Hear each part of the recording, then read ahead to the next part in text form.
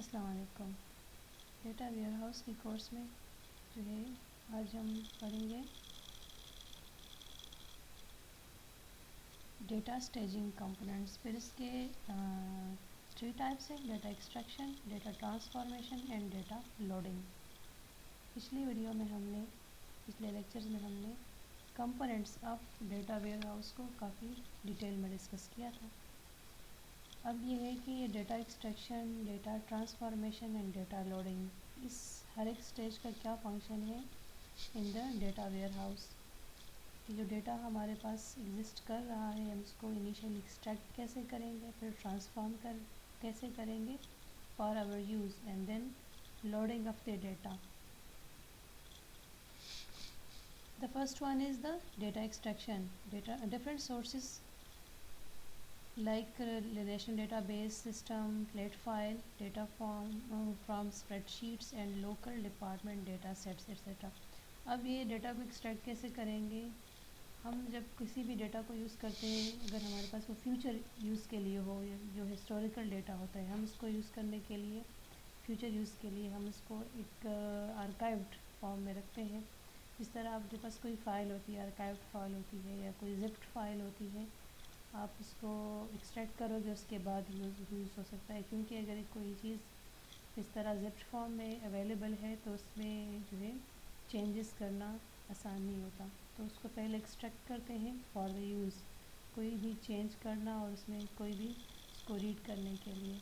پھر اس کے بعد different tools are available on the market for the data extraction. Depend کرے گا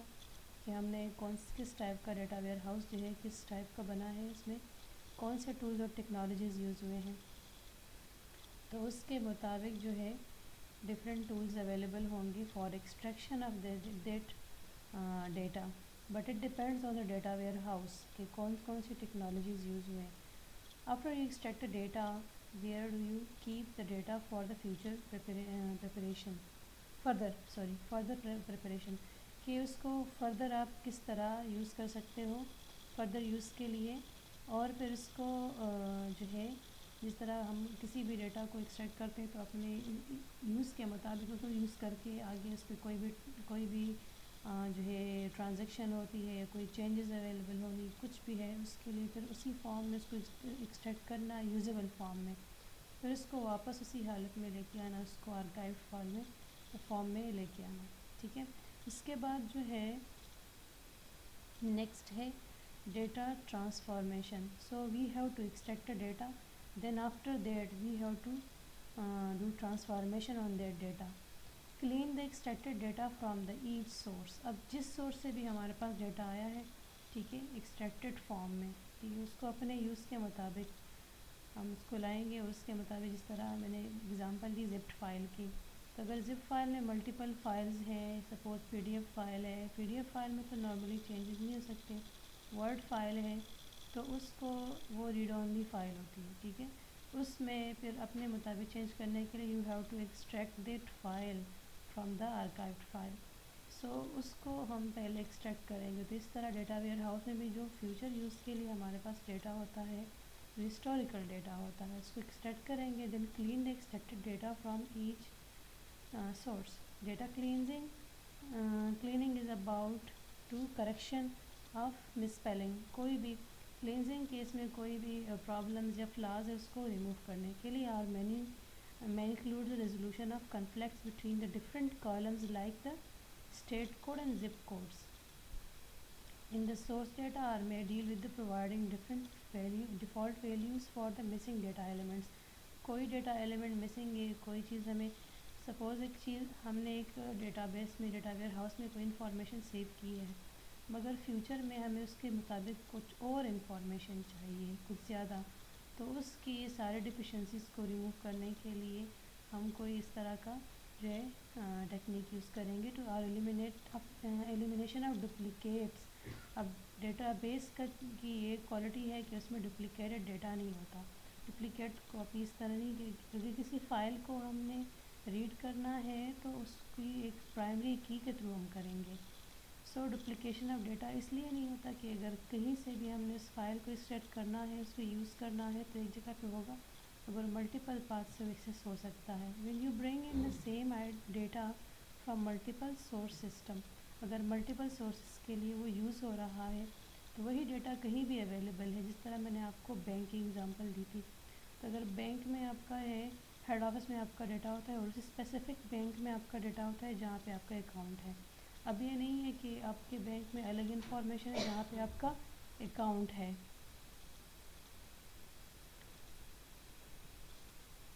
سو اس کے لیے ایسا نہیں ہوگا کہ ہیڈ آفس میں ڈفرینٹ فارم آف ڈیٹا ہوگا اور جو جس بینک میں آپ کا اکاؤنٹ میں اس میں ڈفرینٹ وے سے ہوگا. آپ کا انیشیلی ڈیٹا آپ کے اسی بینک میں ہوگا اور پھر ساری انفارمیشن ہیڈ آفس میں جائے گی. ٹھیک ہے، تو پہلے جہاں پہ جو اکاؤنٹ کریٹ ہوا ہے تو اس میں آپ کی پرائمری کی جو کہ آپ کا اکاؤنٹ نمبر ہوتا ہے، آپ اس کو کہاں سے بھی جہاں کہیں سے بھی ایکسیس کرو گے تو اسی کی سے آپ ایکسیس کرو گے، وچ از یور اکاؤنٹ نمبر. اس طرح آپ کا ڈیٹا ہوتا ہے نادرا میں، تو نادرا میں آپ کا جو آپ یونیکلی آئیڈینٹیفائی ہو رہے ہوتے ہیں آپ کے NIC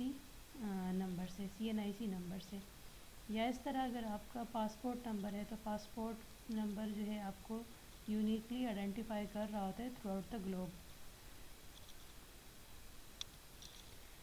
In data transformation, standardize the data types and field length for the same data elements retrieved from the various sources for use. کہ ہم نے different sources سے وہ retrieve کرنا ہے. Then we have to use that data for our required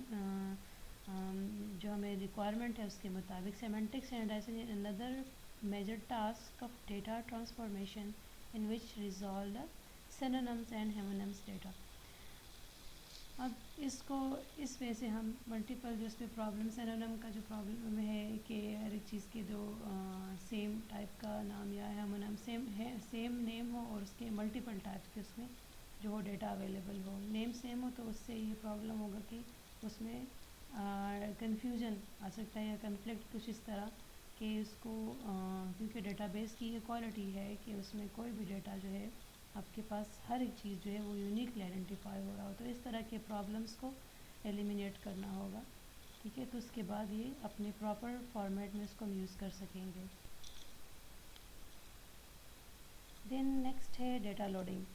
after the completion of design and implementation of data warehouse, the data is loaded into the data warehouse. یہ سارا جو کام complete ہو جاتا ہے پورا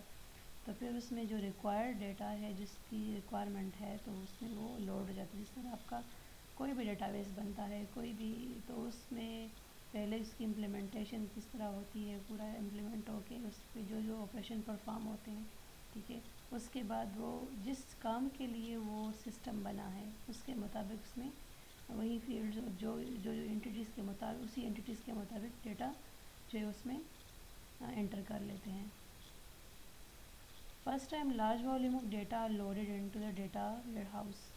تو initially اب اس میں جو ہے ٹائم کے ساتھ تو اس میں پھر چینجز ہوتی رہتی ہے، مگر جس مقصد کے لیے وہ جو پورا وہ بنا ہے اس میں وہ ساری انفارمیشن جس ڈپارٹمنٹ کے لیے جس انٹرپرائز کے لیے وہ بنا ہے اس کی ساری انفارمیشن جو ہے سارا ریکارڈ فیڈ ہو جاتا ہے، اس کو لوڈ کر دیتے ہیں. جتنے بھی یہ پچھلے آپریشن ہیں اسی کو یوز کر کے پہلے اس کو ایکسٹریکٹ کرنا اور اس کے بعد جو ہے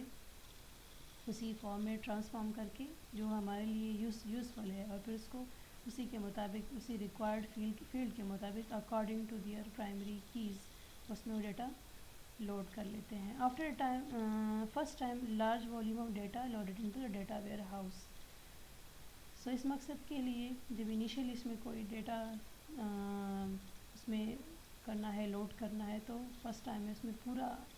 فل جتنی اس میں ریکوائرڈ فیلڈ ہے اس کو فل کرنا ہے. پھر بعد میں اپنی ریکوائرمنٹ کے مطابق چینجز کرنا، کوئی ریموو کرنا ہے یا اس میں ایڈیٹنگ کرنی ہے، کوئی بھی آپریشن پرفارم کرنا ہے. When data warehouse starts functioning, you continue to extract data, extract the changes to the source data. تو وہی جو ہے اس کے مطابق اس کو ایکسٹریکٹ کر کے اس میں اپنی ریکوائرمنٹ کے مطابق اس میں چینج کرنا، کیونکہ انیشیلی جس طرح میں نے سیکنڈ پوائنٹ میں بتایا کہ انیشیلی اس میں ڈیٹا فلی لوڈ ہو جاتا ہے، لوڈ کر لیتے ہیں، پر اس کو پھر ٹائم کے بعد کچھ عرصے بعد مہینے بعد سال بعد اس کو اپنی ریکوائرمنٹ کے مطابق چینج کرنا ہو تو اس کو ایکسٹریکٹ کر کے اس ڈیٹا کو اور اپنی ریکوائرمنٹ کے مطابق اس میں ملٹیپل چینجز کر سکتے ہیں. جس طرح اگر آپ بینک ایگزامپل لیں تو بینک میں آپ کا اکاؤنٹ ٹائپ ہوتا ہے تو اس میں جو ہے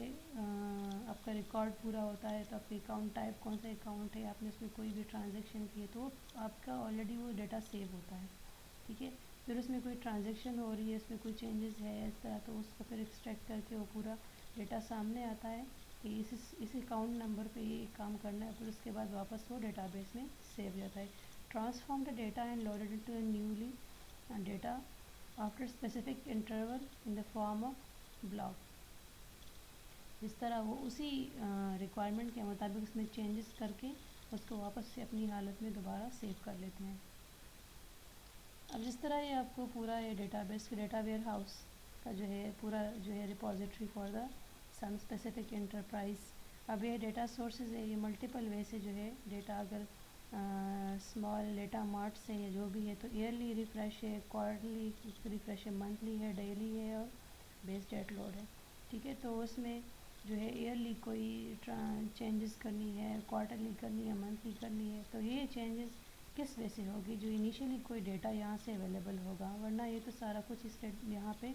جو ہے اسی اپنی جگہ پہ وہ سیو ہوگا، مگر اس میں ایئرلی کوئی چینج کرنا ہے، اسی کے مطابق کسی ایکسٹرنل سورس سے ڈیٹا آئے گا اور اس میں وہ چینجز کر کے واپس اسی ڈیٹا بیس میں سیو ہو جائے گا، یا اس میں کوارٹرلی